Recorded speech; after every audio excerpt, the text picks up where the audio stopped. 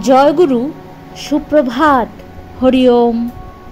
ওম অখণ্ড সংহিতা বা অখণ্ড মণ্ডলেশ্বর শ্রী শ্রীমৎ স্বামী স্বরূপানন্দ পরমহংসদেবের অমৃতময় উপদেশবাণী, সপ্তম খণ্ড, দীক্ষা ও সাধনা।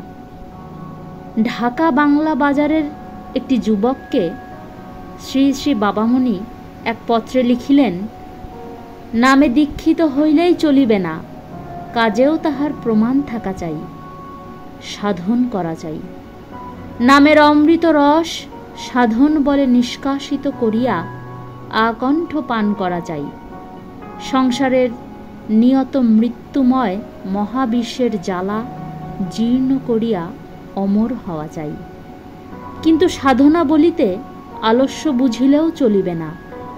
তোমার সাধনা কর্মময় জীবনের সাধনা, অফুরন্ত শ্রম প্রবাহের তরঙ্গে তরঙ্গে ঐশ্বরিকী স্মৃতি উদ্দীপনার সাধনা।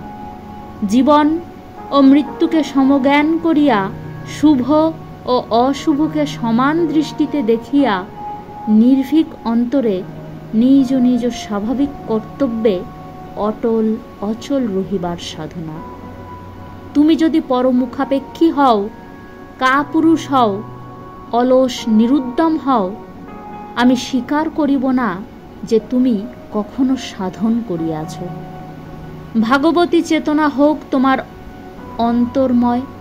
প্রতি কর্মে প্রতি চেষ্টায় তুমি পরমাত্মার অনুনমেয় শক্তিরই লীলা দেখিয়া নিজ জীবনকে অনুকরণীয় নিপুণতার সহিত মঙ্গলের পথে, উৎসর্গের পথে নিয়ন্ত্রিত করো।